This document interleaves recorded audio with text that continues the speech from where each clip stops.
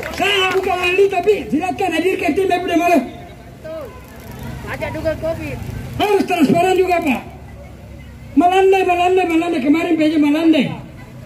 Yang kedua, COVID menyebar di Makassar karena apa? Karena pilkada. Betul sekali. Kenapa KPU melaksanakan di Jakarta debat kandidat? Orang kembali membawa virus.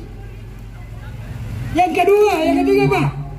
Bapak ini sering pelesiran ke luar Jawa, ke Jawa, Bali.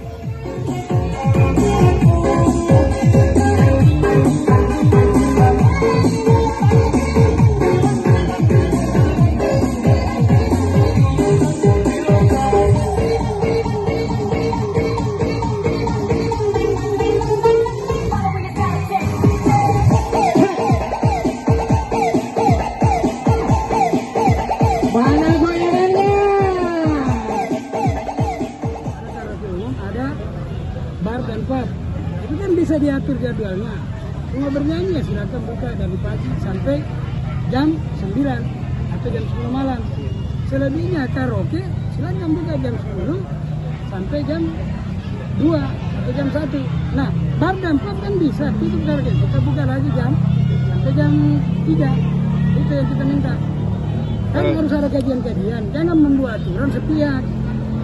Kemarin memang saya dilibatkan di atas, tapi kan tidak ada solusi. Kita cuma diundang mendengarkan kita punya keluhan, tidak ditanggapi. Jadi kita berpikir ini PJ Wali Kota ini tidak tahu modelnya bagaimana. Mungkin kebanyakan dia di Jepang ya, beginilah. Dia tidak merasakan bagaimana susahnya hidup masyarakat di Makassar.